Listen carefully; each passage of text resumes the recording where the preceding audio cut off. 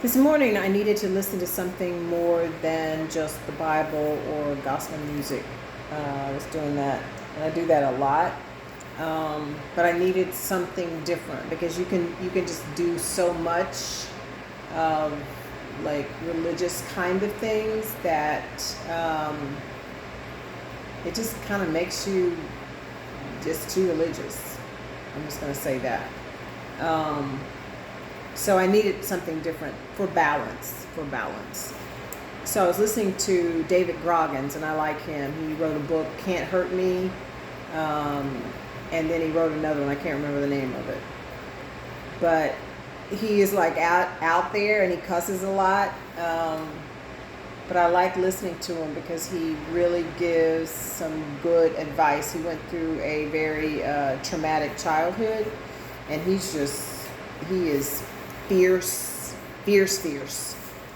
One of the things that he said today is about his haters, and that this is what he actually does. He reads their comments and he records them, and he uses it as motivation to help him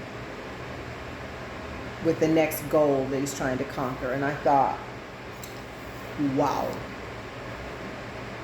Because we get so sensitive. Someone says, ooh, I don't like your hair, or I don't like, the way you look, or whatever. And those kind of comments will come a lot in for people who are in the public eye. I mean, that just comes with the territory. But to use those comments as fuel, because it's easy to get your feelings hurt, and you just want everyone to like you. But Jesus wasn't liked by everybody, so why do we expect that? But we have this expectation. Me, have this expectation. I can't speak for you. And be careful of other people speaking for you. You can only speak for you, okay? So I have that expectation to be liked. But this puts it in a whole different context, in a way that hatred kind of comments can fuel into something good. And he used the example, this was another example that he used. He said he has a friend who's negative, and first of all, I couldn't imagine he had a friend that's negative that he would allow into his home. But anyway, it sounded like he had his friend for a long time, and had his friend coming over to the house. And so one day he said, I wouldn't advise people to do this, but I would advise people to do this. He said, record them. Just let them talk. Just let them go on and on and on about what they're talking about. And then when they're finished, you play it back for them. Play it back for them so that they can hear how they sound. And just think about it. That's all the negative energy that they're dumping into that space. They're dumping into your home. Excuse me? That's not happening here. Not in my home. My home was a home of peace and joy. It was nice. And no, that's not happening. So he played that for the friend, and the friend really got to hear himself and realized he didn't want to be like that. So he has improved. So that's good. So David Goggins was talking about just, talking into a microphone and hearing yourself, listening to yourself, how you sound. Oh, I like that. I probably think of,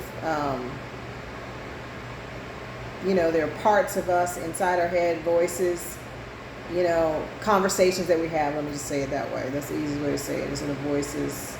Because voices, people think, but parts of us, and this is part of internal family systems.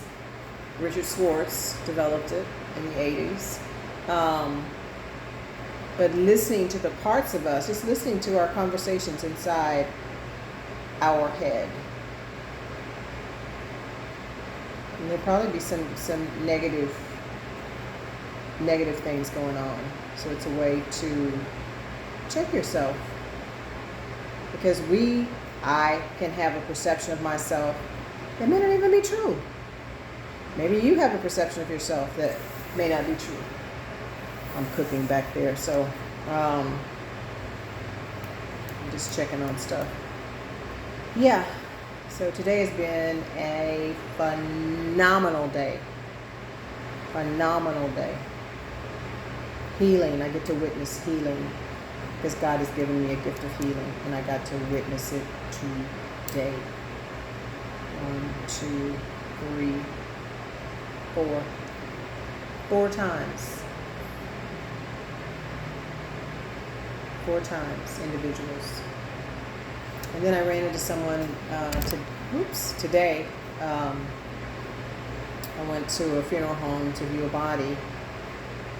I used to never be able to do that because of my own trauma, but now it's not even a problem. Actually, I touched the person's hand. It wasn't a problem, but I might have to tell you that story one day. 50 years of trauma, and I was just like scared of around dead people and stuff. Not anymore. Like I said, today I touched the person's hands. But one of the ladies there, she said, I remember something you said when you did a trauma presentation. And she said, I told my daughter, and I was like, I never know what I said. I know God uses me to say things, but I don't know what I said. And she said, I told my daughter, make sure you have a therapist, because that's what I tell people.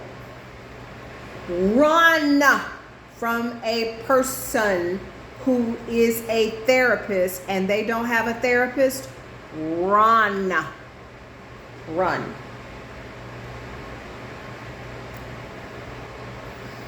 You want somebody who's healthy, okay? Want someone who's healthy. That's all I want to say tonight. Thank you for listening. Because this is your time and it's valuable. So thank you for sharing your time with me.